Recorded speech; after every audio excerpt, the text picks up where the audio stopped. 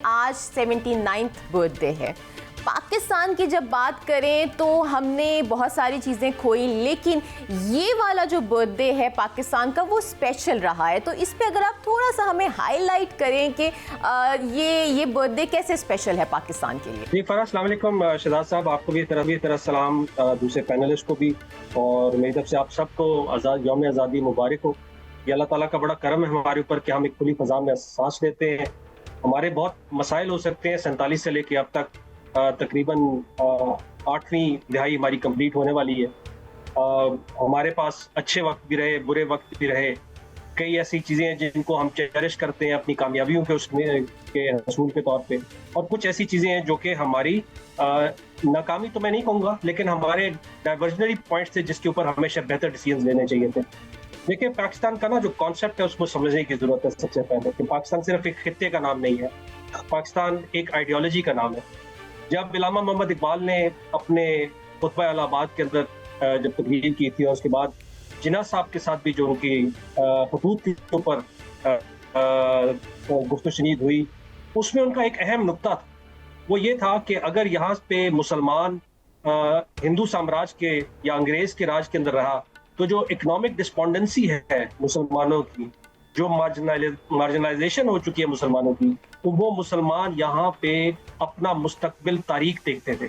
लिहाजा वो ऐसे इलाके जहाँ पे मुसलमानों की मेजॉरिटी है और जोग्राफिकल कॉन्टिग्विटी है, यानी वो आपस में मिले हुए हैं, उनको इकट्ठा करके एक ऑटोनोमस रीजन बनाना चाहिए जहाँ पे मुसलमान अपने तरीके से जिंदगी गुजार सके, ना कि किसी के गैज़ अज़ब के कदम के अंदर रह गुजरे। और यही वो पॉइंट था जिसको लेके जिन्ना साहब, जो कि पहले अगर आप हिस्ट्री में आपको पता होगा कि जिन्ना साहब पहले कांग्रेस का हिस्सा थे, लेकिन जब उन्होंने ये देखा कि ये जो अंग्रेज के अगेंस्ट जो सब कुछ चल रहा है वो कोई एक कंबाइंड कम्युनिटी के लिए नहीं था, उसमें हिंदू जो हिंदू मजहब के फॉलो करने वाले थे वो अपनी मेजॉरिटी को इस्तेमाल कर रहे थे, और इसी वजह से 1906 के अंदर मुस्लिम लीग को सेपरेट बनाना पड़ा। और उसके बाद जो इलेक्टोरल कॉलेजेस जो बने और उसमें सेपरेट इलेक्टोरेट्स जब क्रिएट हुए, वो इसी वजह से बनाने पड़े थे। मेन चीज क्या है?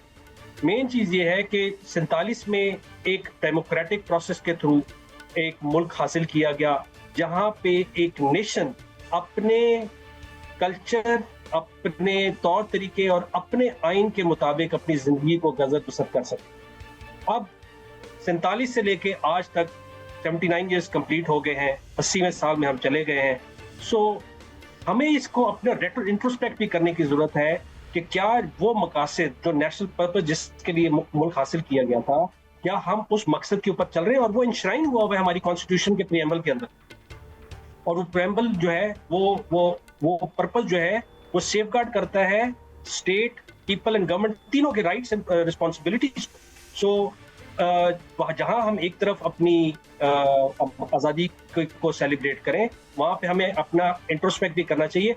और आज की इस साल की आज़ादी का दिन हमारे लिए इसलिए इम्पोर्टेंट है कि मैं ये समझता हूँ कि बहुत अरसे के बाद कम्युनिटी ऑफ नेशंस के अंदर पाकिस्तान ने अपना वो मुकाम हासिल किया है जो उसका राइटफुल हक।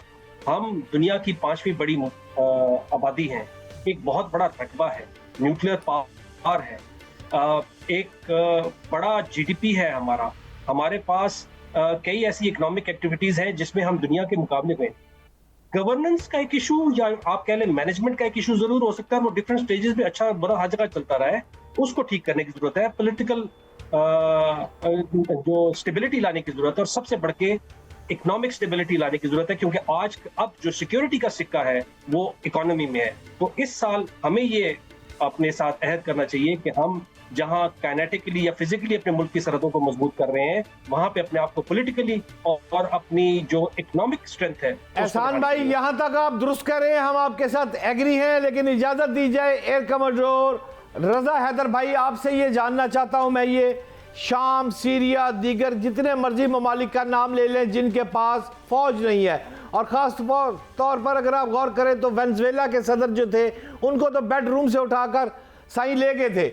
मैं आपसे ये जानना चाहता हूं कि एक तो जिन ममालिक के पास फौज नहीं होती उनका बुरा हाल हमने देखा है, लेकिन अल्हम्दुलिल्लाह मेरी पाक फौज इतनी है कि मैं उस पर प्राउड फील करता हूं।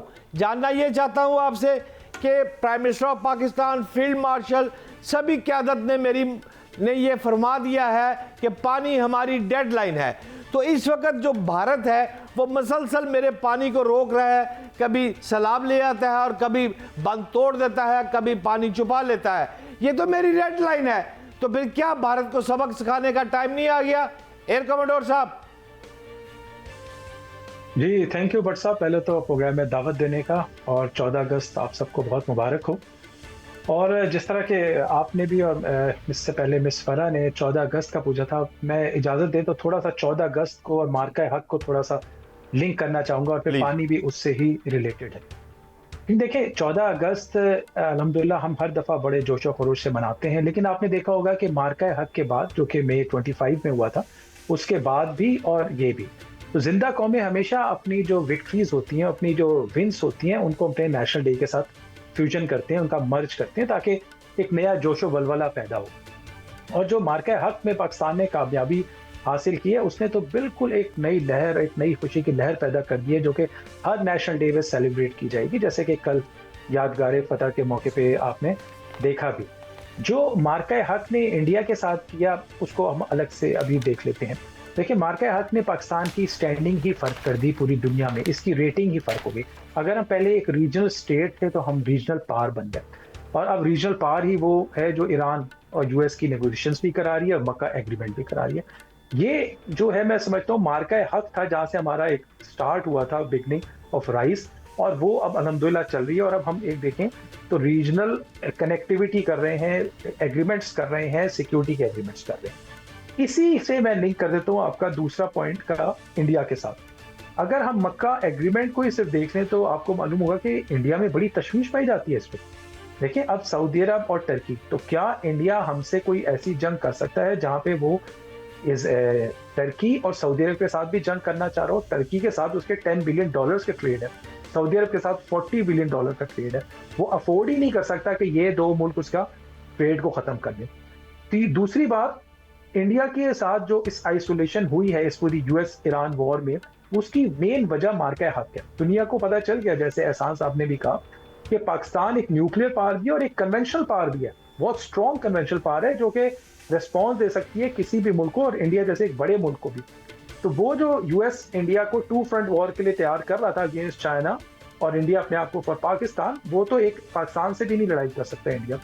इसका रिजल्ट क्या आया? अब ये देखें, रिजल्ट ये आया कि जो यूएस की नेशनल सिक्योरिटी पॉलिसी थी 2024 की मैं बात कर रहा हूँ, जो 24 में जो बाइडेन ने दी थी, उसमें चाइना थ्रेट था और इंडिया पार्टनर था यूएस का, और इंडिया को बिल्ड करना था अगेंस्ट चाइना। ये थी 2024 अक्टूबर में आई थी।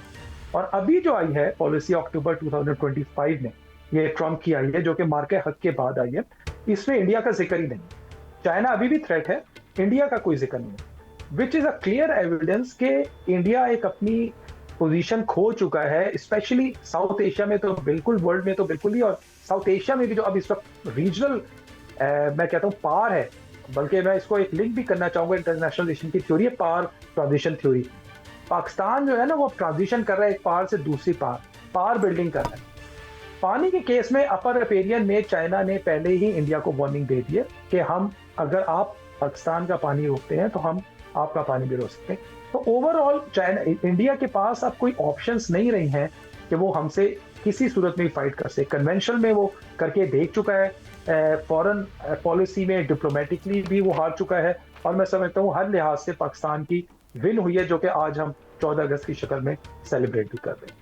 बिल्कुल सही कहा एहसान साहब। आपसे मैं जानना चाहूँगी, अब ज़रा हम पाकिस्तान से हटके अमेरिका की करंट सिचुएशन पे बात कर लें। तो इब्राहिम लिंकन की नाकामयाबी के बाद अमेरिका जो है वो जॉर्ज वाशिंगटन की आमद से खित्ते में क्या वही एक अगेन धमकियां पैदा करना चाह रहा है, या सच में सुनने में आ रहा है कि 16 अगस्त को वो हमले की तैयारी कर रहा है? तो अगर ऐसा होता है, जो कि हमें नहीं पता कि होता है कि नहीं होता, तो आपको क्या लगता है कितनी बर्बादी हो सकती है और किस तरह का ये हमला होने वाला है? देखिए, पहले तो ये समझने की जरूरत है कि ये जो कैरियर्स की डिप्लॉयमेंट या उनका चेंज ऑफ एरिया है, वो एक रूटीन प्रोसेस है जिसमें शिप्स अपनी डिप्लॉयमेंट टाइम पूरा करके, बेशक वो न्यूक्लियर प्रोपेल्ड हो, लेकिन उनको कुछ अरसे के बाद अपना डिप्लॉयमेंट एरिया छोड़ना पड़ता है वापस जाते हैं, लोग चेंज होते हैं, राशन पानी और बहुत सारी चीज़ें होती हैं। ऑल्दो कि अमेरिकन का एक बहुत एलेबरेट किस्म का लॉजिस्टिकल सिस्टम मौजूद है, लेकिन उसके बावजूद एक जो डिप्लॉयमेंट होती है उसके ऊपर कुछ लिमिटेशन होती है। तो अगर इब्राहिम लिंकन चला जाता है और उसकी जगह George W Bush aircraft carrier वहाँ पे आ जाता है, पहले तो इसको कोई बहुत ज़्यादा अलार्मिंग मत समझें। ये एक रूटीन डिप्लॉयमेंट चेंज है, टर्नओवर है, एक जहाज जा रहा है, एक ग्रुप जा रहा है, दूसरा ग्रुप उसकी जगह पे आ रहा है, पहली चीज़।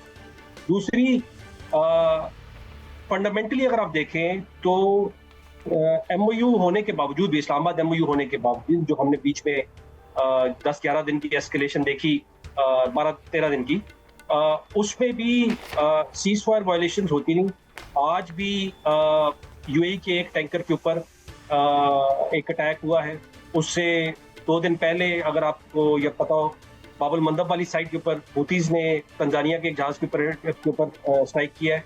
सो जो इट्स स्ट्रेस्ड सीज फायर, ये इसमें अभी पीस नहीं आया है। और इस वक्त जो वाहिद प्लेटफॉर्म अवेलेबल है जिसके ऊपर कोई पीस बिल्डिंग की जा सकती है, वो है वो 14 नुकात जो कि इस्लामाबाद MOU के अंदर मौजूद है। वही एक फाउंडेशनल एग्रीमेंट है जिसके ऊपर आगे बढ़ाया जा सकता है। इसके अलावा कोई मल्टीलैटरल या बायलैटरल प्लेटफॉर्म ऐसा नहीं है जिसके ऊपर ईरान और अमेरिका की आपस में बैठ के बात करवाई जा सकती है। तो अगर इन दोनों ममालिक ने अगर कोई बातचीत करनी है तो वो उस मीडिएशन के तहत चल सकेगी जो कि पाकिस्तान और कतर ने करवाई है, इन द लाइन ऑफ जो ये 14 नुकात इस्लामाबाद MOU के मौजूद है।